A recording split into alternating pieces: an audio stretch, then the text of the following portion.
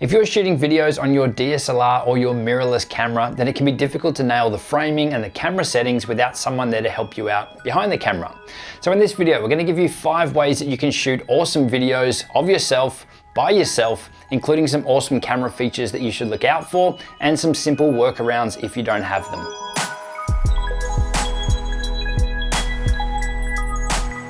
Hey, it's Justin Brown here from Primal Video. We release a ton of content to help you get better results with your videos faster. If you're new here, then make sure you click that big subscribe button, and all the links to everything we mentioned in this video, you can find linked in the description below.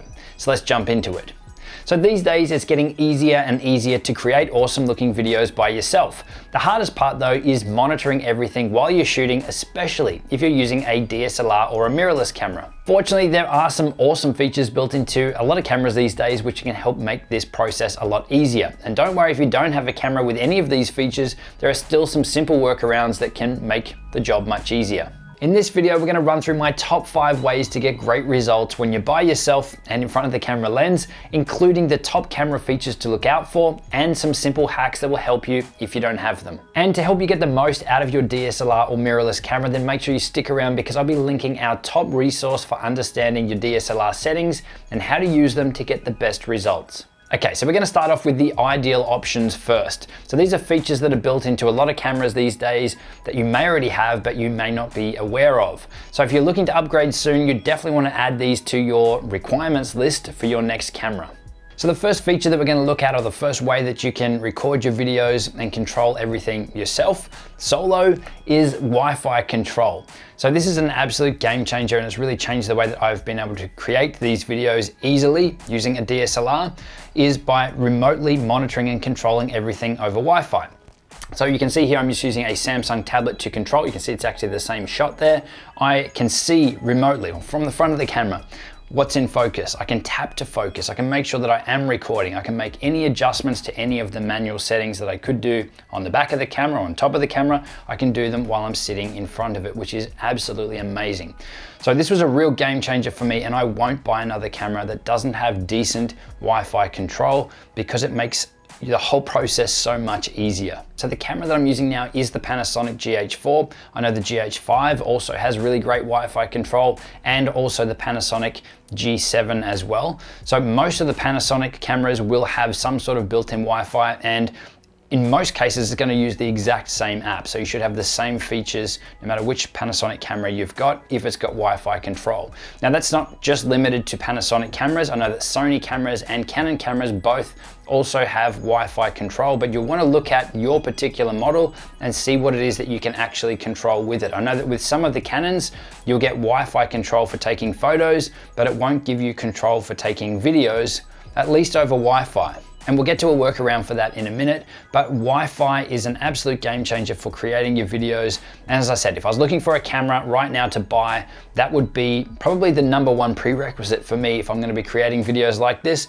would be to be able to control it from sitting in front of the camera and to have that control over Wi-Fi.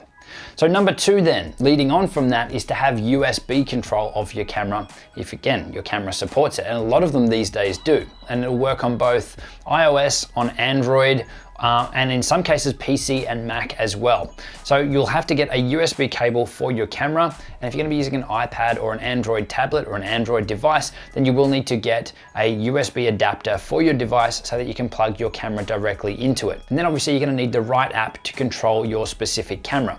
Now I know that there is Canon apps, Panasonic apps, and Sony apps available, but there's also aftermarket or third-party apps that you can get, which in a lot of cases will give you more control if you're going to be controlling your cameras over USB. So it's definitely worth doing a Google search and finding out what's available for your particular camera. But controlling your camera over USB will give you exactly the same setup that I've got here. So you'll be able to sit in front of your camera and control it from your iPad or Android device, or even your computer sitting next to the camera, so that you can monitor it and make adjustments in real time while you're sitting in front of the camera lens. And that's the whole point here. That's the most ideal thing that you could do is make the changes yourself on the fly without having to get up and make the adjustments. Moving on then to option number 3. If option 1 of Wi-Fi control and number 2 of USB control doesn't work for you, you don't have those features or you're not able to do it, then the third best option or best solution is to use HDMI or video out to monitor what's going on your camera screen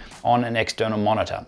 So it could be a TV or a computer monitor that you've set up next to your camera so that you can easily see what's going on your camera from, again, sitting in front of it. Now, what this won't give you is control over the camera. This will be purely for monitoring. Now, in a lot of cases, you can also switch on that video feed out of your camera to display your camera's settings or your camera's display as well, which means that on your TV or computer monitor or whatever you're using to monitor this, you can actually see your battery levels, you can see your audio bars, you can see that you actually are recording, and you can see that you're in focus. But you won't be able to control any of that. You still have to get up and make any adjustments, but it's another thing that will make it easier for you if you don't have any of the other options available to you, that you can see what's going on. So at least you know those things are sorted and working while you're creating your videos. So it could be, as I said, that you connect your camera up to a TV screen or a computer monitor or something that you can bring close to your camera and have it sitting next to it.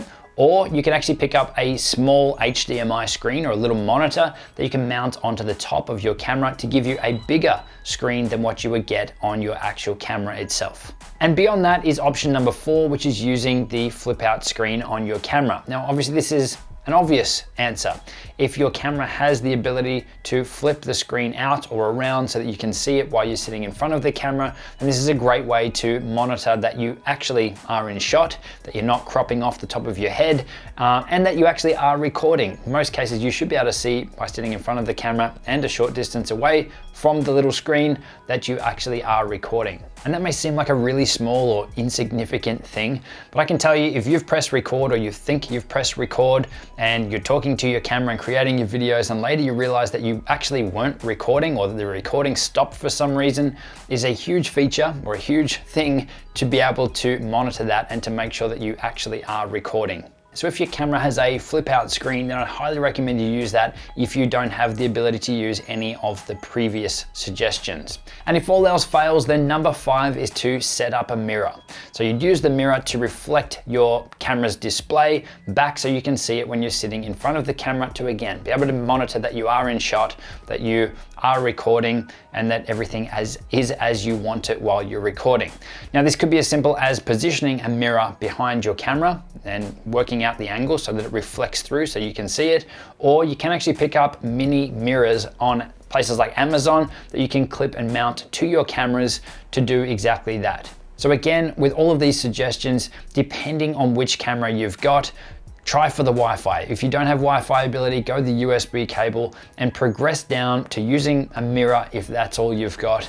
But either way, the more that you can monitor your shot and be in control of, or at least see what's going on while you're recording, then it will make your video creation process much, much simpler and streamlined, and also give you more peace of mind when you're recording your videos because you'll know that everything is actually working. So now that you know how to monitor your shot while you're in front of the lens and filming by yourself, what are the best settings to get great results with your DSLR or mirrorless camera? We put together a video running through just that, and it's linked on screen now. It runs through the key things that you'll need to know to get the best out of your camera. So things like shutter speed, aperture, ISO, white balance, and the easiest ways to configure them. I'll see you soon.